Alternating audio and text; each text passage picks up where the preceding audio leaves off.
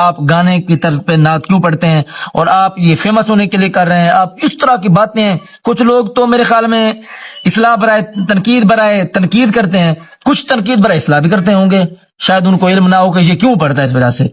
تو اس کی وضاحت میں دوستوں سے کر دینا چاہتا ہوں اور آپ سے بھی کر دینا چاہتا ہوں۔ اس کی وجہ شاید بھائی میرا جو گھرانہ ہے وہ ایک مولوی گھرانہ ہے، الحمدللہ میں خدا عالم دین ہوں، میرے بھائی ہیں وہ بھی قرآن کے قاری ہیں، ابو جی ہیں وہ بھی نمازی ہیں، بھائی ہیں ان کا بھی تبلیغی جماعت کے ساتھ ایک گہرا تعلق ہے، لگا ہوا ہے۔ تو اس وجہ سے جو ہے نا آپ یقین کیجئے میں خود حیران ہوں اس بات پر کہ ایک دن میں صبح کی نماز کے لیے اٹھا تو میں وضو کرنے کے لیے گیا، میرا چھوٹا بھتیجا ہے، 2 ہیں، تو ان کی ایک کی عمر بالترتیب 6 سال ہوگی، دوسرے کی عمر 4 سال ہوگی۔ میں گیا تو وہ کہہ رہے تھے کہ نقدہ کوکا ڈٹھا رتو کا، دوسرا اس کو کہہ رہا ہوں نہیں نویں کرولا، تو مطلب وہ اس بات پہ لڑ رہے تھے، ایک کہہ رہا تھا بھی تو غلط پڑھ رہا ہے، دوسرا اس کو کہہ رہا تھا تو ٹھیک پڑھ رہا ہے، مطلب یہ دونوں لڑ رہے تھے کس بات پر کہ تجھے گانا صحیح نہیں آتا، مجھے گانا صحیح آتا ہے۔ یار اب میں اس بات پہ بڑا حیران ہوا، اسی وقت میں حیران ہوا، میں نے کہا یار یہ تو ہمارا مولوی گھرانہ ہے،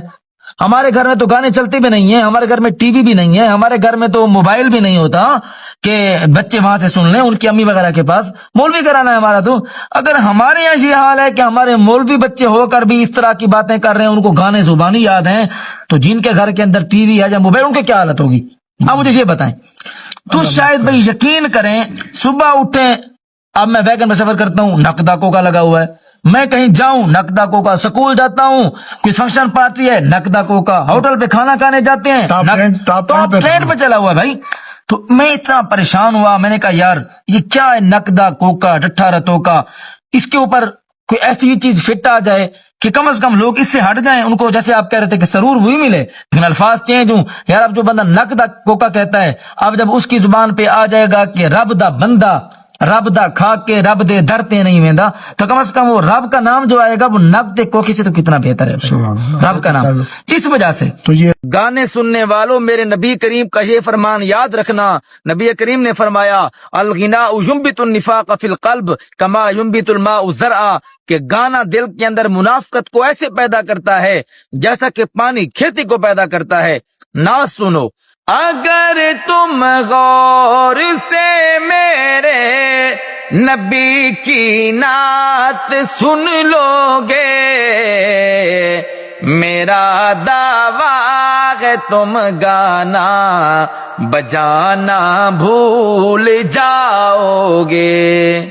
میں بھی شادی کروں گا یا اللہ توفیق دے، سچا عشق نبھاؤں گا یا اللہ توفیق دے، میں بھی شادی کروں گا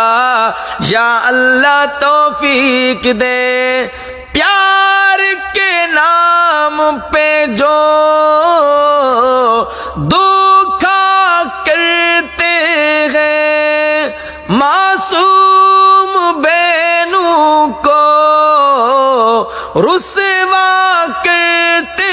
ہیں، ان کو میں سمجھاؤں گا یا اللہ توفیق دے، سچا عشق نبھاؤں گا